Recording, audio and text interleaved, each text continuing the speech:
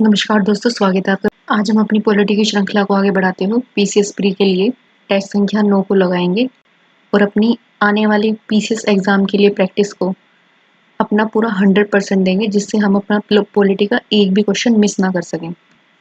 आप चाहे कितना भी पढ़ लो, पर जब तक आप टेस्ट नहीं लगाओगे ना, आप क्वेश्चन सोल्व भी नहीं कर पाओगे एग्जाम में। तो चलिए शुरू करते हैं आज का टेस्ट प्रश्न संख्या 1 से। प्रश्न संख्या 1 में लिखा है, निम्नलिखित में से कौन से कथन राज्य मंत्रिपरिषद से संबंधित है। पहला दिया है, यह सामूहिक रूप से राज्य विधानसभा के प्रति उत्तरदायी है। बिल्कुल सही। इसमें कैबिनेट मंत्री ही शामिल होते हैं। नहीं, कैबिनेट मंत्री तो हमारा मंत्रिमंडल होता है ना, मंत्रिमंडल। इसमें तो हमारे उप मंत्री भी रहेंगे, ओके, और राज्य मंत्री भी रहेंगे, दोनों रहेंगे। तो दूसरा इनकरेक्ट हो गया, यानी कि ऑप्शन नंबर ए सही। दूसरे में दिया है, राज्य मंत्री परिषद के संदर्भ में कथन बताने हैं और कारण। इसमें कैबिनेट मंत्री, राज्य मंत्री, उप मंत्री तीनों शामिल है। ठीक है। इसका गठन संविधान का अनुच्छेद 163 और 164 के प्रावधानों के आधार पर हुआ था। बिल्कुल सही है, मतलब हुआ है, तो दोनों सही है इसमें, यानी कि स्पष्टीकरण और कथन दोनों सही है। तीसरे में दिया है, राज्य मंत्री परिषद के मंत्रियों की जिम्मेदारी से संबंधित है। और क्या क्या है, इसके मंत्री केवल अपने विभागों के लिए ही जिम्मेदार है। नहीं भाई, इसके सभी मंत्री सामूहिक रूप से राज्य विधानसभा के प्रति जिम्मेदार है, मतलब उत्तरदायी है। ये वाला पॉइंट सही है, तो इसमें ऑप्शन नंबर बी करें। वे अपने अपने विभागों के लिए तो जिम्मेदार है, बट जो हमारी सरकार होगी, उसकी जितनी नीतियां होंगी, ओके, उसके जितने भी रूल्स होंगे, उन सब के प्रति भी वे उत्तरदायी होंगी विधानसभा के अंदर। 4 में दिया है, राज्य के महाधिवक्ता के बारे में। कौन से आर्टिकल में आते हैं ये? आर्टिकल में 177 में। इनकी नियुक्ति राज्यपाल द्वारा की जाती है। बिल्कुल सही। इनका कार्यकाल संविधान में निर्दिष्ट है। नहीं, यह राज्य सरकार के विधिक मामलों में सलाह देने के साथ साथ राज्य विधानसभा की कार्यवाही में भाग ले सकता है। बिल्कुल सही, बस वोटिंग नहीं कर सकता। और इनका कार्यकाल ना, राज्यपाल मतलब इनका, आप एक तरीके से मान लो, जब तक कि कोई बहुमत वाली सरकार उस सत्ता में रहेगी, तब तक वह उस कार्यकाल में रहेगा। उसके बाद जो भाई अगली सरकार आएगी, वो अपने महाधिवक्ता रखेगी, अपना कानूनी अधिकारी रखेगी। तो 1 और 3 करें। अब देख लेते हैं सूची 1 को सूची 2 से मिलान करना है। 153 कौन से में आएगा? राज्यपाल की नियुक्ति। 155 पद से हटाना, यानी कि 4। 156 में आएगा हमारा राज्यपाल का कार्यकाल, और 161 में आएगा हमारे राज्यपाल की क्षमादान के अधिकार, यानी कि 2, 4, 1, 3। 2, 4, 1, 3 कौन से में है? यह है ऑप्शन नंबर डी। आगे बढ़ते हैं प्रश्न संख्या 6। सूची 1 को सूची 2 से मिलान करना है। 164 में देख लेते हैं, राज्य मंत्री परिषद का गठन और मुख्यमंत्री की नियुक्ति। मंत्री परिषद और मुख्यमंत्री की नियुक्ति के बारे में प्रावधान 164 में ही है। 168 राज्य विधानमंडल का उद्घाटन और उसे संबोधित करना, ये भी हमारे 168 में है। 163 मुख्यमंत्री की शपथ और कार्यकारी अधिकार। 163 167 में है, राज्यपाल द्वारा मुख्यमंत्री से सलाह लेना, मोस्ट इम्पोर्टेंट, ओके। और सेंट्रल में हमारा किस आर्टिकल में था सलाह लेना? 75 में, ओके, ध्यान रखेंगे। यानी इसका 1, 2, 3, 4 चारों सामने। 7 में दिया है, राज्य विधानसभा के संदर्भ में बताना है। इसका चुनाव प्रत्येक 5 वर्ष में एक बार होता है, जब तक कि विधानसभा भंग नहीं कर दी जाती। बिल्कुल सही। इसके लिए चुने गए सदस्य केवल लोकसभा चुनाव के दौरान ही मतदान कर सकते हैं। नहीं भाई, ये तो उनके अधिकार क्षेत्र में है ही नहीं ना। भाई लोकसभा के चुनाव में तो नागरिक सीधे रूप पे प्रतिभागी करते हैं ना, तो इसका होगा ओनली 1 करेक्ट। निम्नलिखित में से कौन से कथन राज्य विधानसभा से संबंधित है? इसका सदस्य बनने के लिए उम्मीदवार की उम्र 25 वर्ष होनी चाहिए। इसकी बैठकें 1 वर्ष में कम से कम 2 बार बुलानी चाहिए। भाई हर वर्ष 1 वर्ष, जब 5 वर्ष का कार्यकाल है, तो 5 वर्ष में हर वर्ष 1 वर्ष में 2 बार बुलानी होती है, जिसमें से एक सत्र शीतकाल होना चाहिए। भाई जरूरी नहीं है शीतकाल हो, ये पूरा डिपेंड करता है हमारी विधानसभा और राज्य सरकार के ऊपर। तो दूसरा भी गलती, तो दोनों गलत हो गए। आगे बढ़ते हैं। 9 में दिया है, राज्य विधानसभा की संरचना के संदर्भ में कथन बताने हैं। इसका गठन 1 या 2 सदनों से किया जा सकता है। बिल्कुल सही। इसकी संरचना 1 सदन या 2 सदन का निर्धारण राज्य विधानसभा के चुनाव द्वारा किया जा सकता है। नहीं भाई, ये संविधान द्वारा किया जा सकता है, ओके। तो ओनली 1 करेक्ट। आगे बढ़ते हैं। 10वें में दिया है राज्य विधानसभा के बारे में बताने है कथन। संविधान के अनुच्छेद 169 के अनुसार इसमें 2 सदन होने की स्थिति में एक सदन का कार्य लोक कार्यों की समीक्षा करना है और दूसरे का कार्य है विधायी कार्य करना। नहीं भाई, इसमें दोनों ही हमारे विधायी कार्यों से रिलेटेड है और मेनली जो हमारी विधान परिषदें होती हैं वो विश्लेषणात्मक कार्य करती हैं। ओके, जो विधान सभा होती है वो हमारे जो हमारे विधेयक वगैरह होते हैं वो पारित करती है। ओके, और विधान परिषद उनको विश्लेषण करती है एक तरीके से।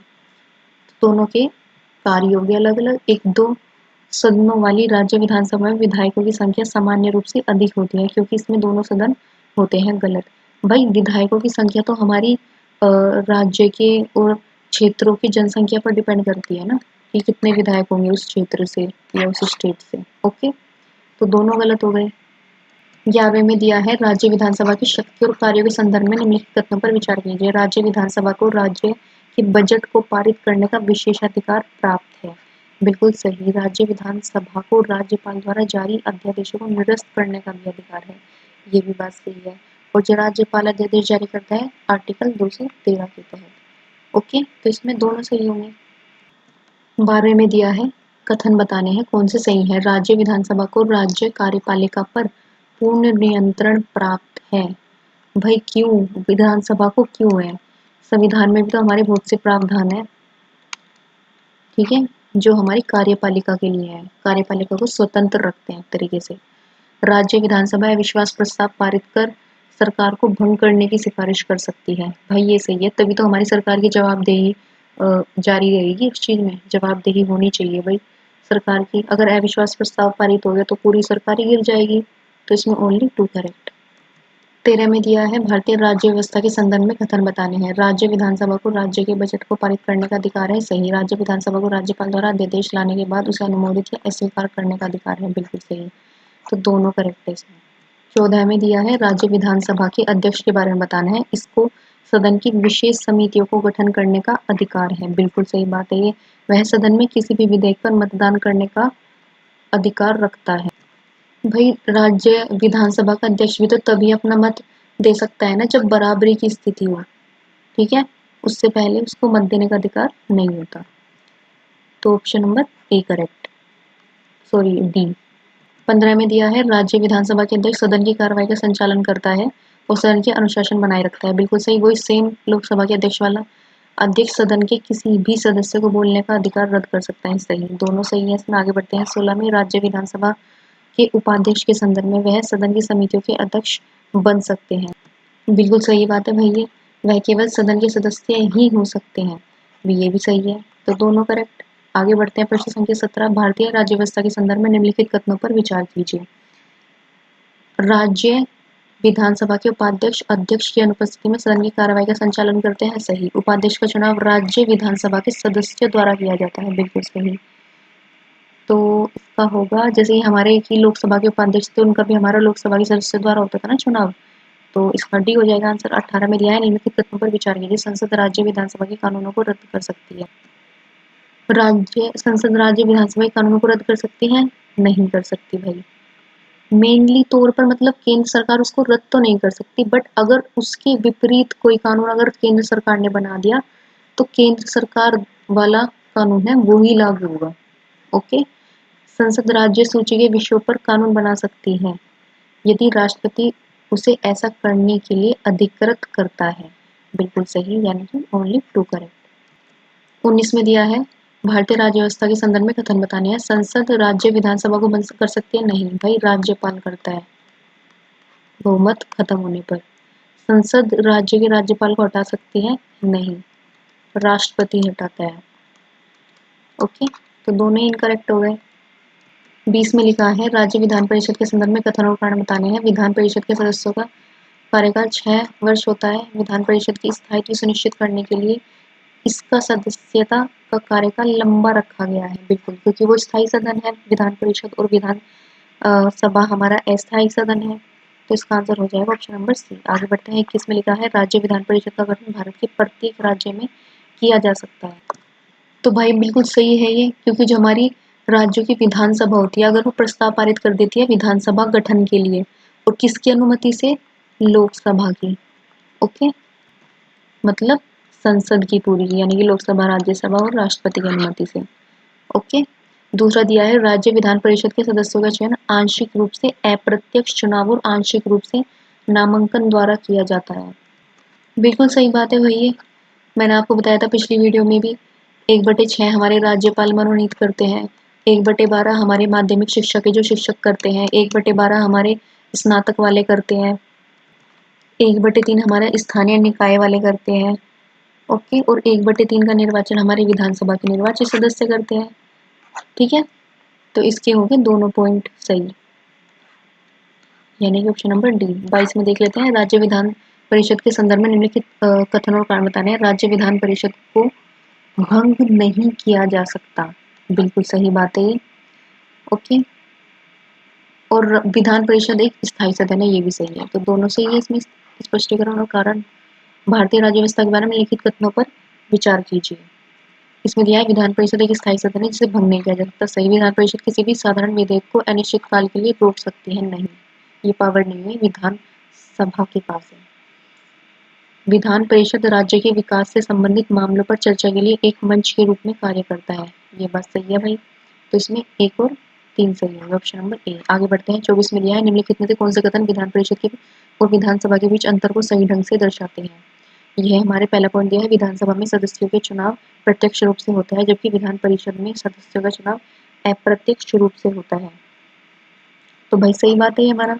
विधान परिषद के सदस्य राष्ट्रपति के चुनाव में मतदान कर सकते हैं जबकि विधानसभा के सदस्य राष्ट्रपति चुनाव में मतदान नहीं, ये तो भाई वही नाइंसाफी टाइप हो गया ना भाई। विधान परिषद को कोई रोल नहीं है हमारे राष्ट्रपति के चुनाव में। राष्ट्रपति का चुनाव कौन कौन करते हैं? विधान सभा के निर्वाचित सदस्य, लोकसभा के और राज्यसभा के। ओके, तो दूसरा इनकरेक्ट हो गया, यानी कि ओनली 1 करेक्ट। आगे बढ़ते हैं, 25 में लिखा है निम्नलिखित में से कौन से कथन विधान परिषद के बारे में सही नहीं है। पढ़ लेते हैं पहला, विधान परिषद के सदस्यों का कार्यकाल 6 वर्ष होता है, सही है ये तो। विधान परिषद के सदस्यों का 1/3 भाग हर 2 वर्ष में सेवानिवृत्त होता है, ये भी सही है। विधान परिषद के सदस्यों का चुनाव केवल स्थानीय निकाय के प्रतिनिधि द्वारा होता है, भाई गलत।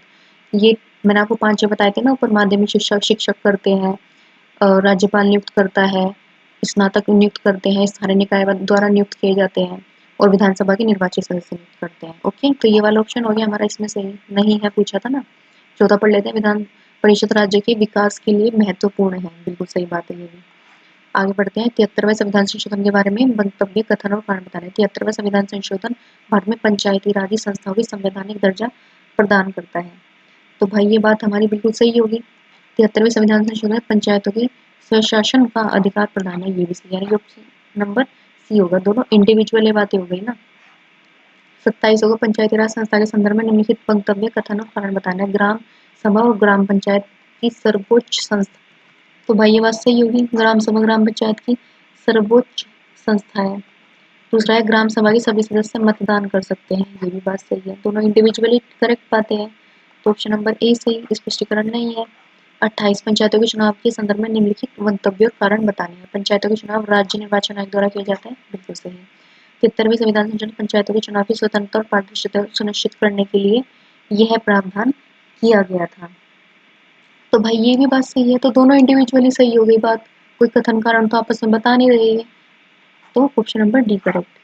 29 में दिया है, पंचायतों के गठन और उनकी शक्तियों के संदर्भ में निम्नलिखित कथनों पर विचार कीजिए। तो इसमें दिया है, 73वें संविधान संशोधन अधिनियम के तहत पंचायतों को विशेष शक्तियां दी गई हैं, तो भाई ये सही बात है हमारी। पंचायतों के गठन और उनके कार्यों के लिए केवल राज्य सरकारें जिम्मेदार होती है, केंद्र सरकार का कोई दखल नहीं होता। भाई दखल तो होता है ना, जो नीतियां लागू करेंगी वो केंद्र सरकार ही तो करेगी ना पंचायतों के लिए। अब मान लो जैसे मनरेगा स्कीम है, ठीक है, मनरेगा वाली स्कीम होगी, और भी बहुत सारी स्कीम है, स्वच्छ भारत मिशन होगा, ये सब पंचायतों से रिलेटेड ही तो है हमारी योजनाएं 73वें संविधान संशोधन के उपलक्ष्य में। तो ये वाला गलत हो गया पॉइंट हमारा, option number A correct, only 1। सूची 1 को सूची 2 से मिलान कर लेते हैं। बलवंत राय मेहता समिति ने क्या कहा था भाई हमारी, इन्होंने त्रिस्तरीय हमारी पंचायती राज प्रणाली को जोड़ा था, यानी कि ऑप्शन नंबर 4। अशोक मेहता समिति ने बोला था हमारी 2 स्तरीय प्रणाली को, यानी कि ऑप्शन नंबर 1।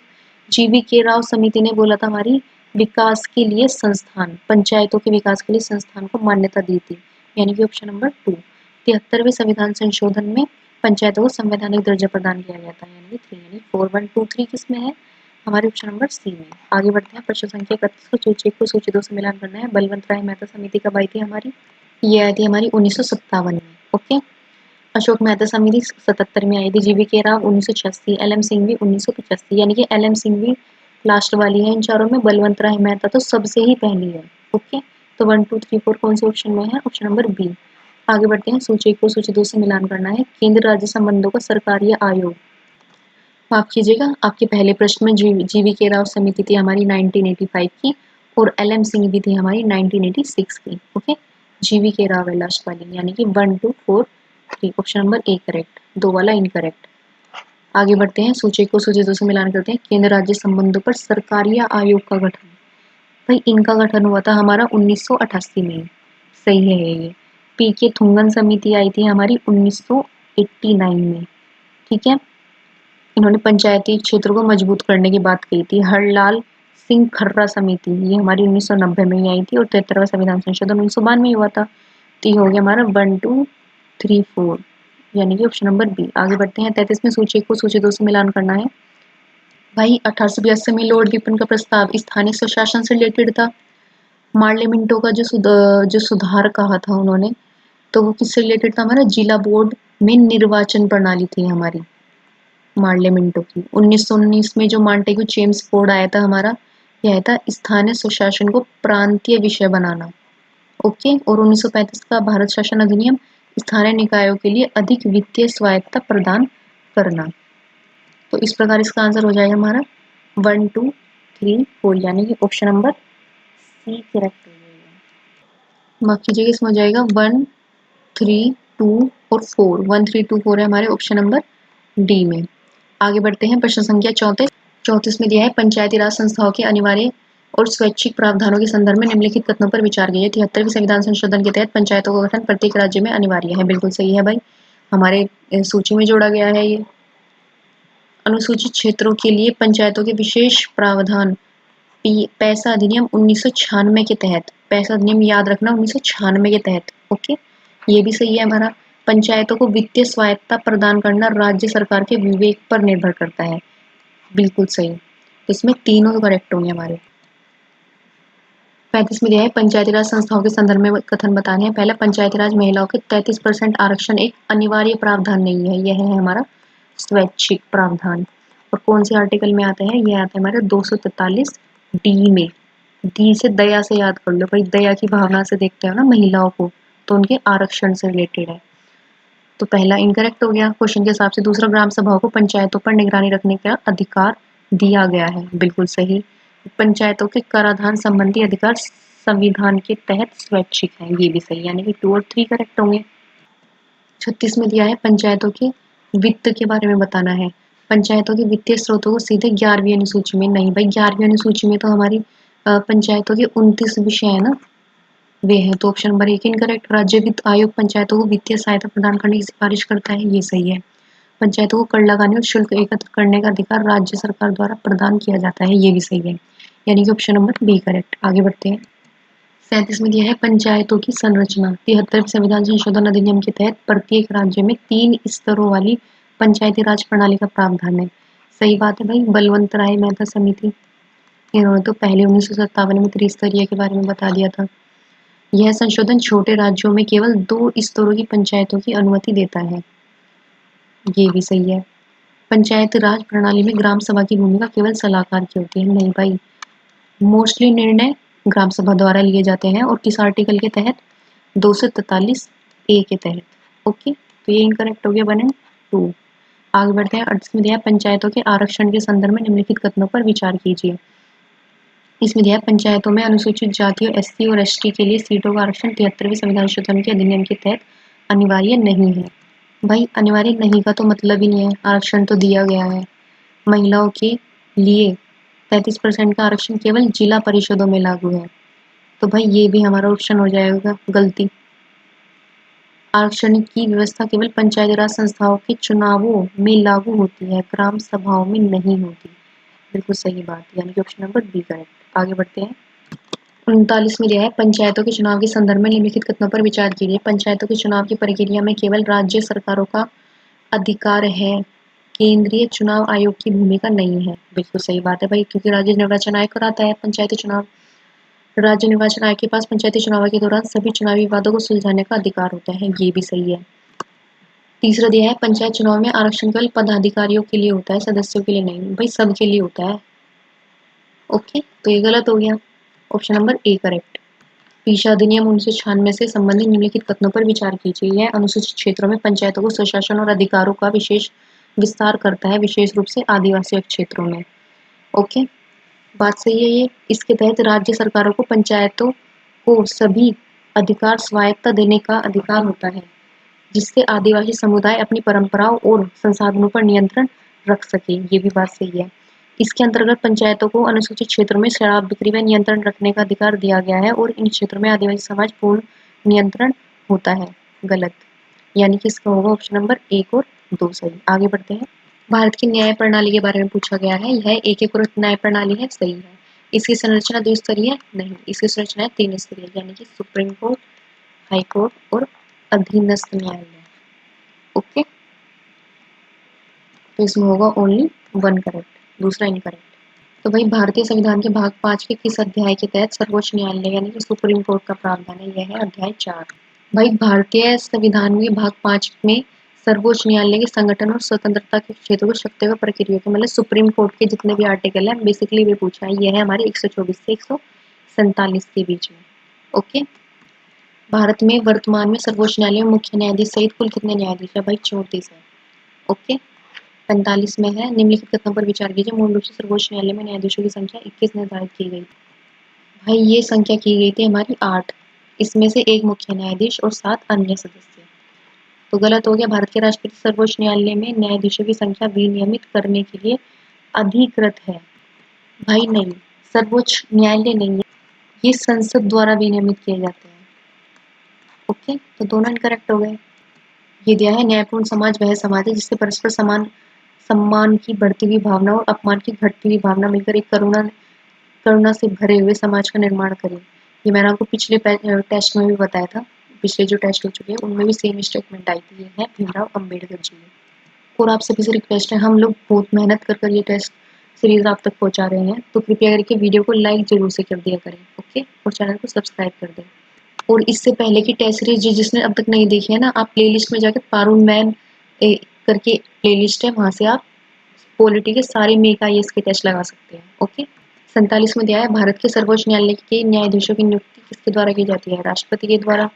कॉलेजियम प्रणाली के संदर्भ में निम्नलिखित कथनों पर विचार कीजिए। ये दिया है इसमें, इसका उपयोग उच्च न्यायालयों और सर्वोच्च न्यायालयों के न्यायाधीशों की नियुक्ति में स्थानांतरण के लिए किया जाता है। बिल्कुल सही। भारत में मूल संविधान में इसका उल्लेख नहीं। भाई भारत में अनुच्छेद 124 और शायद से 2 के तहत जो सुप्रीम कोर्ट की हमारे नियुक्ति होती है जजों की, और हाई कोर्ट की जजों की नियुक्ति होती है हमारी 217 आर्टिकल के तहत। ओके, ध्यान रखेंगे इस बात को। और यह कॉलेजियम वाली प्रणाली ना सर्वोच्च न्यायालय के नियमों के मतलब उन्होंने जितने भी बातें बताई हैं उनके हिसाब से इस प्रणाली को एक तरीके से फॉलो किया जा रहा है आज तक भी। ओके, तो भाई 49 में लिखा है निम्नलिखित में से किस संवैधानिक संशोधन के माध्यम से न्यायाधीशों की नियुक्ति के लिए कॉलेजियम प्रणाली बदलने हेतु राष्ट्रीय न्यायिक नियुक्ति यानी कि NJAC की स्थापना की गई थी? हमारी 99 संविधान संशोधन 2014 में। असल में हुआ क्या था, हमारी सरकार ने ना पारित कर दिया था ये वाला अधिनियम कि भाई जो हमारे न्यायाधीशों की नियुक्ति होगी उसमें कॉलेजियम प्रणाली मतलब अवैध घोषित कर दी थी एक तरीके से। पर इसको बाद में न्यायालय ने इसको ये कह के अवैध घोषित कर दिया उनकी इस स्थापना को कि भाई हम न्यायालय कार्यपालिका से स्वतंत्र है, तो भाई हम नहीं मानते इस सिस्टम को, तुमने जो ये पारित किया है। तो तब से कॉलेजियम सिस्टम झुका तो है, मतलब चेंज नहीं हुआ। और पता तो है ही आपको क्या है। 50 में दिया है भारत के सर्वोच्च न्यायालय के न्यायाधीश के रूप में नियुक्त किए जाने वाले व्यक्ति कम से कम कितने वर्षों तक उच्च न्यायालय के न्यायाधीश होना अपेक्षित है? यानी कि 5 वर्ष। निम्नलिखित में से कौन भारत के सर्वोच्च न्यायालय के लिए नियुक्त न्यायाधीश की शपथ ग्रहण करवाता है? यह है हमारे भारत के प्रेसिडेंट, राष्ट्रपति। 52 में दिया गया है कथन 1 कारण 2 दिया गया है भारत संविधान में सर्वोच्च न्यायालय के न्यायाधीशों का कार्यकाल तय किया है। तो भाई पहला ऐसा क्यों है, कार्यकाल का कोई निर्धारण नहीं है, ओनली 65 वर्ष आयु। तक पद पर रह सकते हैं, ये बात कही गई है। भारत में सर्वोच्च न्यायालय के न्यायाधीश 65 वर्ष की आयु तक पदासीन रह सकते हैं, ये बात सही है, यानी कि ऑप्शन नंबर डी, ए सत्य, आर सत्य। अगले देखिए 53 में भारत के उच्चतम न्यायालय के न्यायाधीशों की प्रतिनियुक्ति के संदर्भ में निम्नलिखित कथनों पर विचार कीजिए। वे राष्ट्रपति के पश्चात में पद धारण करते हैं, अर्थात जब चाहे उन्हें पदच्युत कर सकता है। गलत बात भाई, बिल्कुल। इस संदर्भ में राष्ट्रपति केंद्रीय मंत्रिपरिषद की सलाह के अनुसार कार्य करने के लिए बाध्य है, नहीं। भाई सुप्रीम कोर्ट एक स्वतंत्र न्यायपालिका है हमारी, तो उसमें इतनी जल्दी तो कोई इंटरफेयर कर नहीं पाएगा ना। तो भाई उच्च न्यायालय के न्यायाधीश को राष्ट्रपति के एक आदेश द्वारा हटाया जा सकता है, बट कब हटाया जा सकता है? जब संसद में बिल्कुल विशेष बहुमत से कोई ऐसा महाभियोग टाइप कुछ पारित हुआ हो, ओके, और वो किस बेस पर, उनकी उसकी एक क्षमता के आधार पर, या फिर उसने कोई भी बदतमीजी वगैरह करी हो, दुर्व्यवहार हुआ हो किसके साथ, उसके आधार पर हटाया जा सकता है। तो इसके दोनों इनकरेक्ट हो गए। 54 में देख लें, यह सुप्रीम कोर्ट के न्यायाधीशों के वेतन भत्ते, विशेषाधिकार, अवकाश, पेंशन समय समय पर किसके द्वारा निर्धारित की जाती है? तो भाई ये की जाती है संसद द्वारा। राष्ट्रपति भारत के कार्यवाहक मुख्य न्यायाधीश के रूप में सर्वोच्च न्यायालय को किसी न्यायाधीश की नियुक्त कर सकता है जब, तो जब है भाई ये मुख्य न्यायाधीश का पद रिक्त हो, बिल्कुल सही। अस्थायी रूप से मुख्य न्यायाधीश अनुपस्थित हो, ये भी सही। और मुख्य न्यायाधीश अपने दायित्वों का निर्वहन करने में असमर्थ, तीनों सही है। ओके, भारतीय संविधान के निम्नलिखित में से कौन सा अनुच्छेद सर्वोच्च न्यायालय में तदर्थ न्यायाधीशों की व्यवस्था करता है? तो भाई ये करता है हमारा आर्टिकल 127। ओके, तो भाई 120 एक इंटरेस्टिंग सा है, जो हमारे मतलब रिटायर्ड जज होते हैं, कोई भी बैठक अगर हो रही है हमारी सुप्रीम कोर्ट में, तो उसमें भाग ले सकते हैं रिटायर्ड जज आकर। ठीक है, रिटायर्ड जजों के लिए है ये।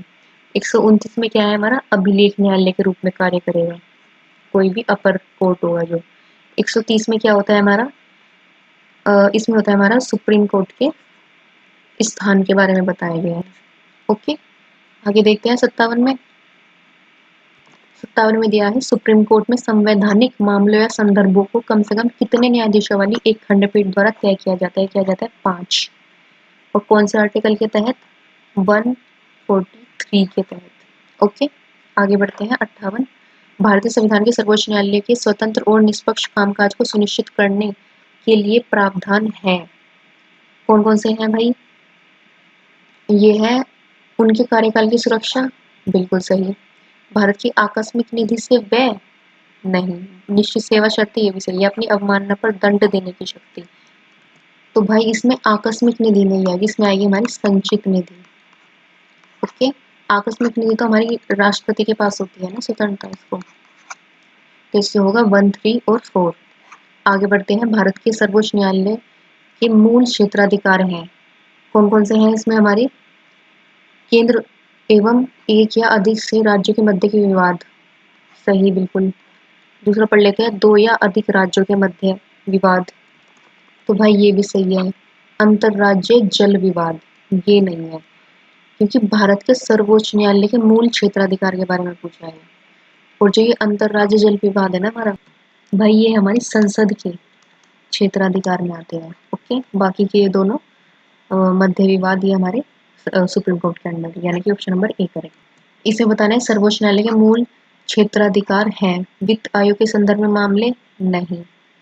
केंद्र और राज्यों के मध्य खर्च और पेंशन के संबंध में समझौता, नहीं। केंद्र के खिलाफ राज्य के किसी नुकसान की भरपाई, ये भी नहीं है। भाई सब संसद वाले मुद्दे हैं, ये सुप्रीम कोर्ट का क्या काम, कोई नहीं है इनमें से। 61, निम्नलिखित में से कौन सा अनुच्छेद राष्ट्रपति के सर्वोच्च न्यायालय की राय लेने के अधिकार देता है? तो भाई ये देता है हमारा आर्टिकल 143। ओके, आगे बढ़ते हैं 62 की तरफ। निम्नलिखित कथनों पर विचार कीजिए। इनमें दिया है, भारत के सर्वोच्च न्यायालय के निर्णय, कार्रवाई और उसके फैसले सार्वकालिक अभिलेख साक्ष्य के रूप में दर्ज किए जाएंगे, आर्टिकल 129। ओके, सही है ये। भारतीय सर्वोच्च न्यायालय के निर्णय एवं कार्यवाही की रिकॉर्ड विधिक संदर्भों की तरह स्वीकार किए जाते हैं, ये भी सही, यानी कि दोनों करेक्ट होंगे, ऑप्शन नंबर सी, क्योंकि सुप्रीम कोर्ट सर्वोपरि होता है। निम्नलिखित कथनों पर विचार कीजिए। न्यायिक समीक्षा के तहत केंद्र और राज्य दोनों सरकारों के विधायी अधिनियमों और कार्यकारी आदेशों की संवैधानिकता की जांच करने की शक्ति भारत के सर्वोच्च न्यायालय को है। तो भाई सही बात है बिल्कुल, ये न्यायिक समीक्षा की जो हमारी पावर है वो सुप्रीम कोर्ट के पास ही है। भारतीय संसद सर्वोच्च न्यायालय की न्यायिक समीक्षा की शक्ति को संविधान संशोधन के माध्यम से सीमित कर सकती है? नहीं भाई, संसद को नहीं शक्ति है। तो इसका आंसर हो जाएगा ओनली 1। 64 में दिया है जनहित याचिका के जनक माना जाता है पीएन भगवती को। भाई जनहित याचिका का मतलब क्या होता है? मान लो कोई पीड़ित व्यक्ति है कि उसके बिहाफ में कोई भी इंसान जा न्यायालय के समक्ष अपनी बात रख सकता है या अपना उसकी साइड से प्रश्न उठा सकता है। पहले था कि भाई जिसका केस है उसी को ही जाना पड़ता था, बट पीड़ित ना जाके उसकी साइड से कोई चला जाता है अब। ओके, ये पूर्व न्यायाधीश रहे हैं हमारे, इन्होंने जनहित याचिका को एक तरीके से मान्यता दी थी फर्स्ट टाइम।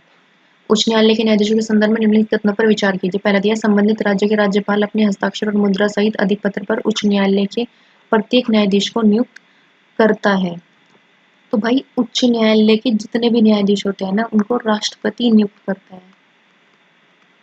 ओके, और जो हमारे हाई कोर्ट के न्यायाधीशों की नियुक्ति और जो वे पद की शर्तें होती है ना, किस आर्टिकल के तहत होती है? 217 के तहत। तो ये गलत हो जाएगा। दूसरा, 60 वर्ष के आगे पर निर्धारण नहीं, 62 वर्ष होती है। और सुप्रीम कोर्ट के लिए कितनी होती है? 65 वर्ष।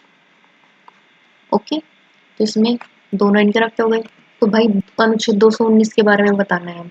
उच्च न्यायालय के अपर और कार्यकारी न्यायाधीशों की नियुक्ति। भाई ये तो हमारे आर्टिकल 224 में है ना, उच्च न्यायालय के न्यायाधीशों द्वारा शपथ और प्रतिज्ञा, ये है हमारा 219। तो ये वाला करेक्ट हो जाएगा इसमें। तीसरा भी देख लेते हैं, विधानमंडल में विश्रांति काल में अध्यादेश प्रख्याति करने की राज्यपाल की शक्ति का। तो ये भाई हमारे 213 में, जैसे हमारे सेंट्रल में राष्ट्रपति का 123 में होता है अध्यादेश वाला, सभी अधीनस्थ न्यायालयों को अधीक्षण और उच्च न्यायालय की शक्ति, ये होती है हमारी आर्टिकल 227। ओके, तो आंसर होगा ऑप्शन नंबर बी, शपथ वाला।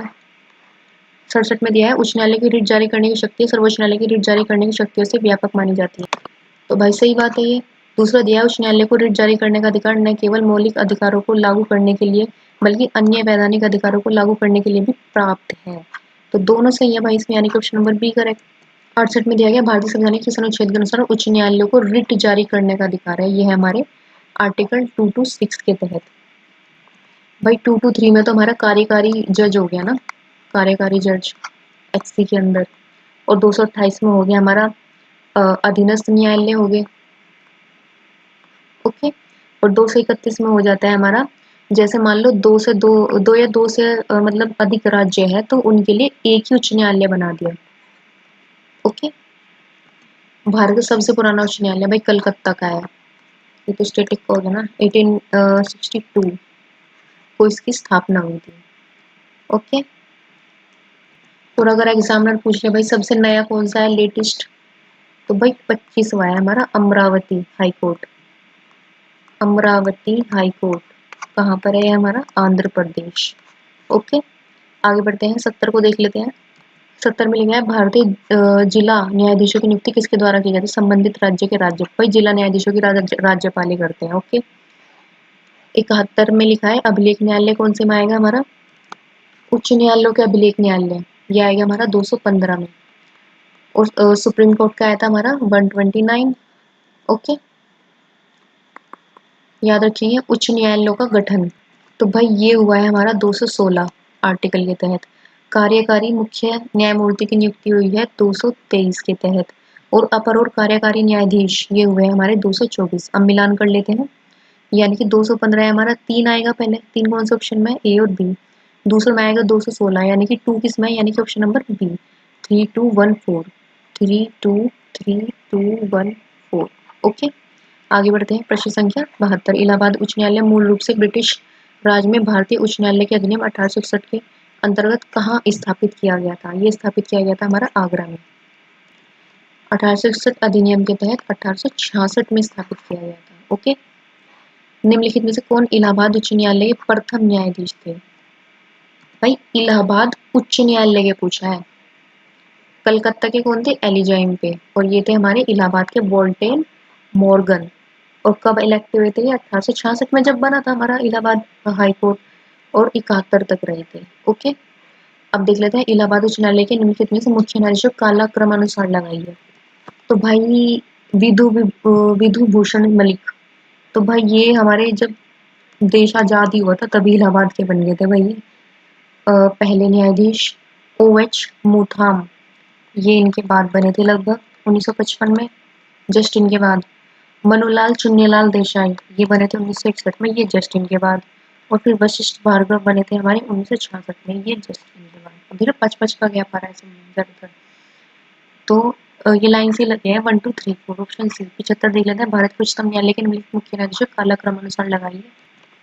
तो भाई सबसे पहले आवेंगे हमारे दीपक मिश्रा 217 2017। फिर रंजन गोगोई जी आए थे 2018।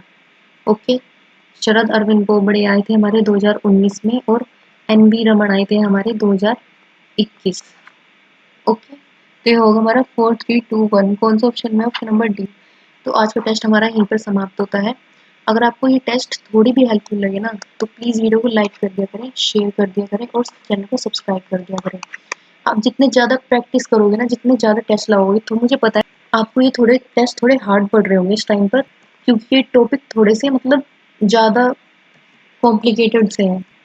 बट इसको 2-3 बार आप रिवाइज करोगे ना, आप, मैं सच बता रही हूँ, आप पॉलिटी के प्रो हो जाओगे। तो मिलते हैं नेक्स्ट वीडियो में। जय हिंद, जय भारत।